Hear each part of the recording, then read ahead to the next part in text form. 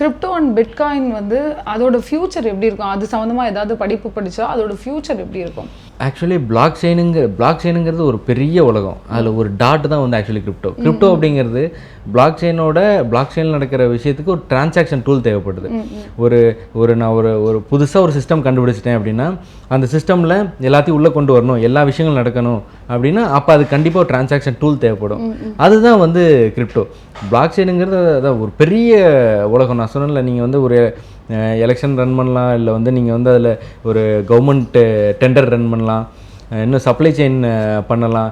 இப்போ சென்ட்ரல் கவர்மெண்ட்லேருந்து ஒரு ஸ்கீமில் ஃபண்டு கொடுக்குறனா டேரெக்டாக வந்து ஃபார்மருக்கு கைக்கு போகிற வரைக்கும் உங்களால் ட்ராக் பண்ண முடியும்.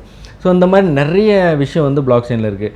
எல்லாமே ஓப்பனாக இருக்கும், ஒரு ஹேக் பண்ண முடியாது, எல்லாமே ட்ரேசபிளாக இருக்கும். ஸோ அதனால தான் வந்து பிளாக் செயின் அப்படிங்கிறது வந்து எல்லா டெக்னாலஜிக்குமே யூஸ் பண்ண ஆரம்பிச்சிட்டாங்க. எல்லா கவர்மெண்ட்டுமே பிளாக் செயின் அடாப்ஷன் வந்து ரொம்ப சீக்கிரமே கொண்டு வர போகிறாங்க.